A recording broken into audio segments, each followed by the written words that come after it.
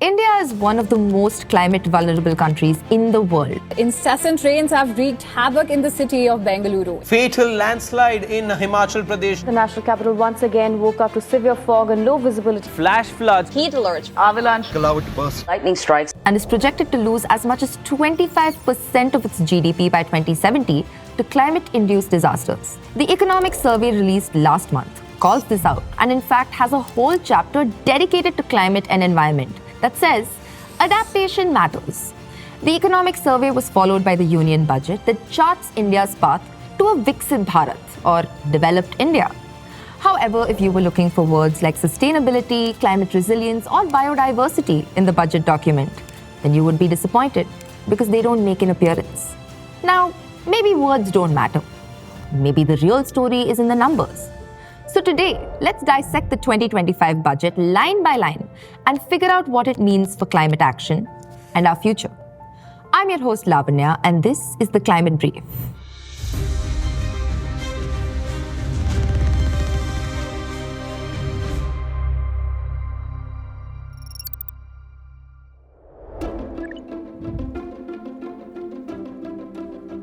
The budget has a massive push for nuclear energy. The budget allocates 20,000 crore rupees for nuclear energy, aiming for 100 gigawatt capacity by 2047. That is a 12-time increase from the current 8.18 gigawatt. But how does the government plan to do that? Through small modular reactors or SMRs. These are mini nuclear power plants designed to be cheaper, safer, and faster to build. India plans to have at least 5 indigenous SMRs operational by 2033.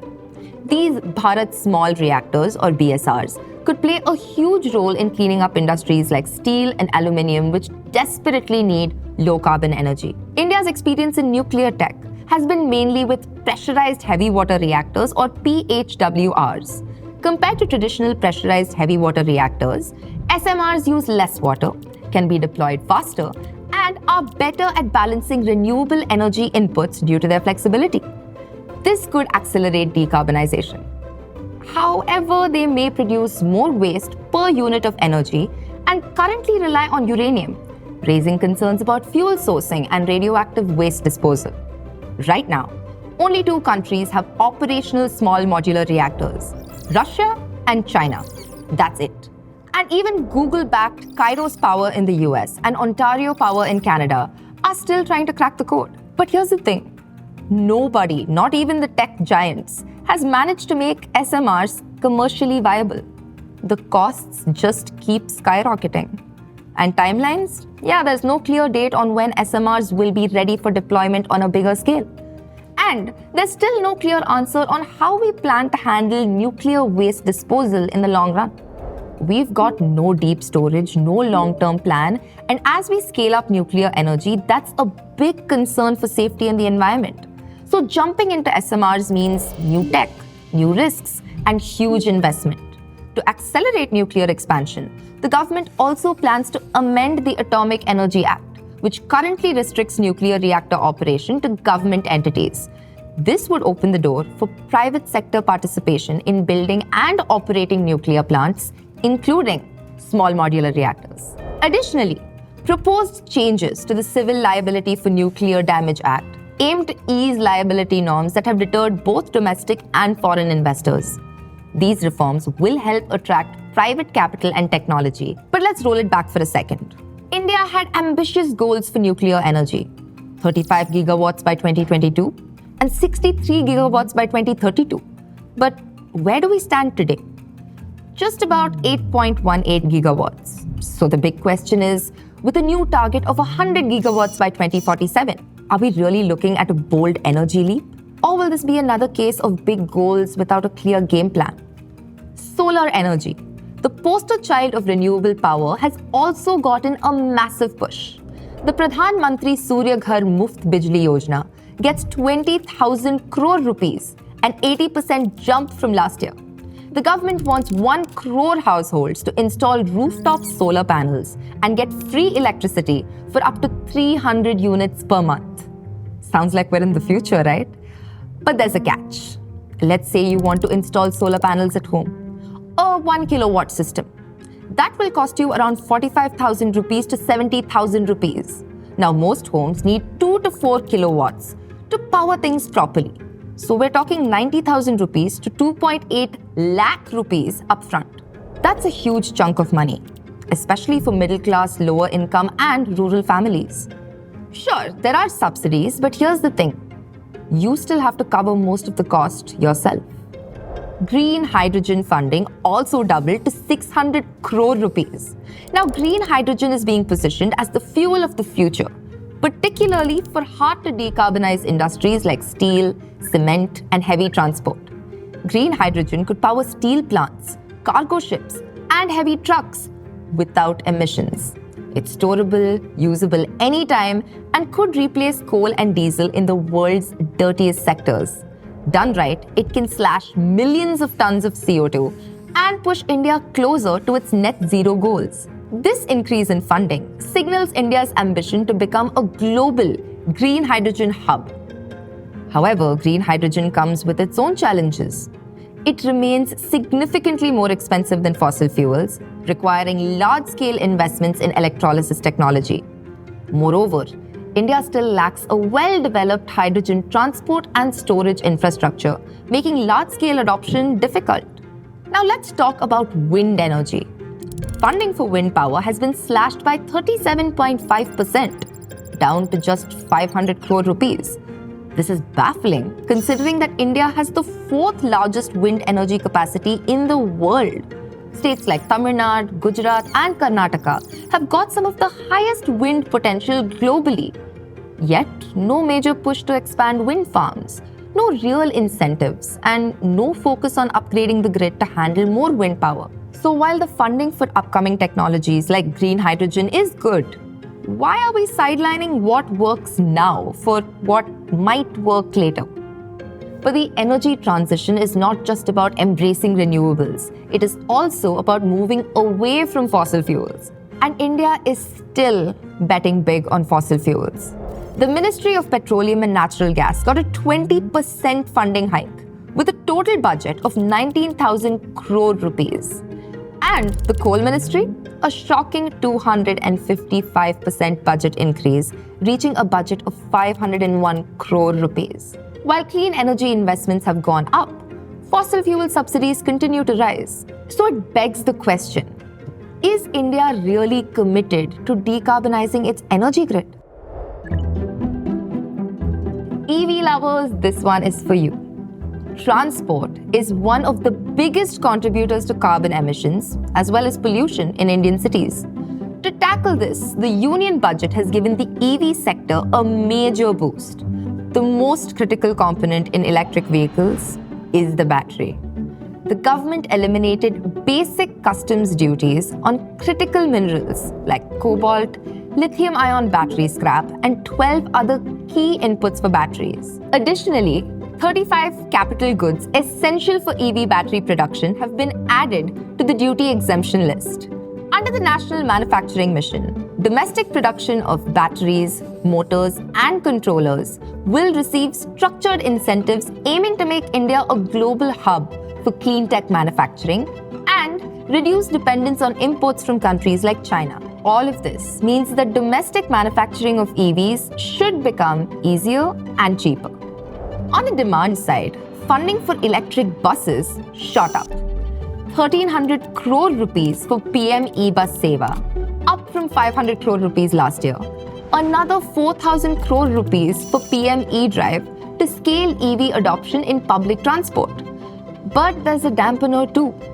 The FAME2 scheme, the one that actually helped you and me buy electric vehicles, is gone. Quick rewind. FAME2 was launched with 10,000 crore rupees, allocated over 3 years starting April 2019, primarily to support public and shared transportation. The scheme targeted 7,000 electric buses, 500,000 electric three-wheelers, 55,000 electric passenger cars, and 1 million electric two-wheelers. While the targets weren't fully met, the progress was still impressive. Under the FAME2 scheme, the government supported 4,766 electric buses. That's 66% of the original target. They also backed 130,283 electric three-wheelers, hitting 84% of the revised goal, along with 16,631 electric cars, around 55% of the target, and a massive 1.17 million electric two-wheelers, reaching 75% of the target. So yes, while the numbers didn't exactly hit 100%, FAME 2 undeniably gave a real boost to EV adoption in India. Yet, in the Union Budget 2025, not a single rupee has been allocated to the FAME scheme. Here's another challenge. No dedicated funds for building EV charging stations. That means one thing. Range anxiety isn't going anywhere. If you can't be sure you'll find a place to charge, you will likely think twice before switching to an EV, right? So while the budget might help boost local EV manufacturing, it seriously undermines private EV adoption, which needs support now more than ever. And finally, while EVs are great, what about urban mobility beyond just cars? There is no major allocation for cycling lanes, pedestrian-friendly roads, or better public transport either. We can't just swap petrol cars for electric ones and expect cleaner, smarter cities. We need a more holistic approach. Looking at public transport, walkability, and cycling infrastructure, the whole package. Now let's talk about something that probably no budget highlight reel has mentioned, but it's crucial for our survival. Climate adaptation. What is adaptation and why does it matter? Let's break it down.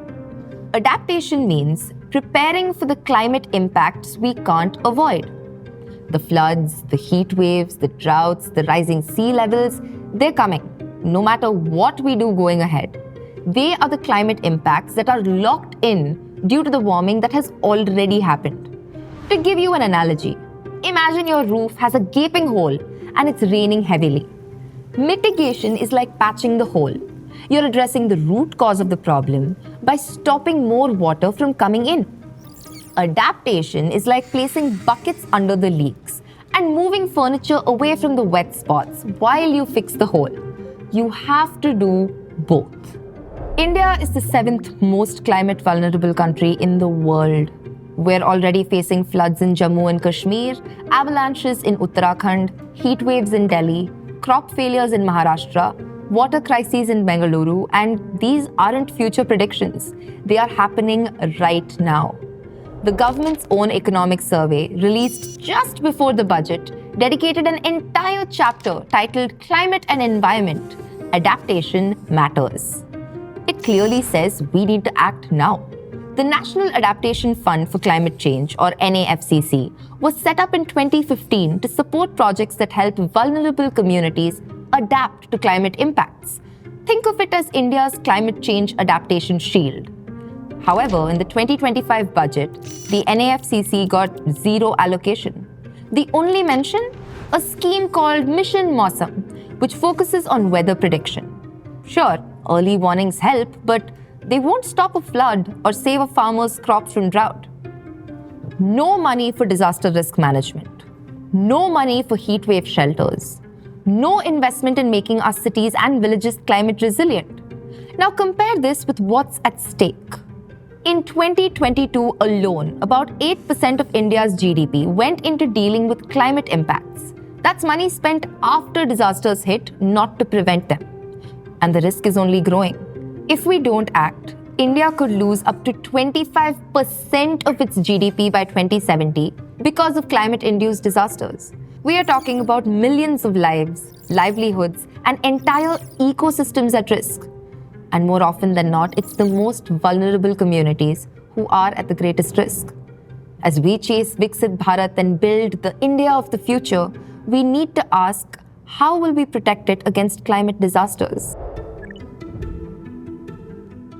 Now let's talk about two things that we literally can't live without: the air we breathe and the water we drink. Every winter, we all brace for it. Yes, the smog season. Delhi's air has become toxic, And now cities like Mumbai, Kanpur, Lucknow, they're catching up fast. Air pollution isn't just an inconvenience. It's a public health emergency. We are talking lung disease, asthma, and even reduced cognitive function in kids. And yet, guess how much the government allocated to tackle this? The Commission for Air Quality Management, aka CAQM, got its budget doubled from 16 crore rupees to 32 crore rupees. 32 crores for the entire country to fight air pollution. Now going to water. India is running out of it. We are ranked 133rd globally in per capita water availability. And to add to our woes, nearly 70% of our surface water is contaminated. The government's flagship Jal Jeevan mission got a big budget, 68,000 crore rupees, to ensure tap water for every rural home. Sounds great, right? The Jal Jeevan mission focuses on laying pipes, not making sure water keeps flowing through them. There's no major allocation for improving groundwater recharge, rainwater harvesting, or recycling wastewater. No real effort to ensure source sustainability. Think about it. What's the point of pipes if there's no water for them to carry? And finally, we'll talk about a few climate priorities that the budget seems to have completely missed. Climate vulnerable sectors left high and dry. Let's start with agriculture, the sector that feeds the nation and employs half the population. The government calls it the first engine of development. We've all seen it. Crops failing, farmer incomes dropping, and extreme weather turning agriculture into a game of chance. Climate change isn't just knocking on the door, it's already on our farms, wrecking yields and livelihoods. So here's the big question. What's in the budget to protect farmers from all this chaos? What is the plan to make Indian agriculture climate resilient? There's a new high-yielding seeds mission with some focus on climate resilient seeds. That's something. But there's no push for agroecology, water-efficient farming, or support for organic practices. And in spite of climate change already slashing crop yields, there's no real funding for crop insurance against floods, droughts, or extreme heat. Without financial security, it's the farmers who will bear the biggest brunt of the climate-induced disasters. Now coming to biodiversity. Practically ignored. The Ministry of Environment, Forest and Climate Change gets a tiny 2.5% budget increase to 3,400 crore rupees. No boost for habitat conservation, urban biodiversity, or protecting ecologically sensitive zones. So, where does this leave us? The Union Budget 2025 does take some important steps. Big investments in solar, nuclear, and EV manufacturing show that India is serious about energy security. But it's not a comprehensive climate action plan. While we chase big energy goals, we're barely talking about climate resilience or how we'll protect people from floods, droughts, and heat waves that are already hitting us hard. What do you think? Does this budget do enough to tackle the climate crisis? Drop your thoughts in the comments below. And don't forget to subscribe to The Climate Brief for more updates on climate action and policy.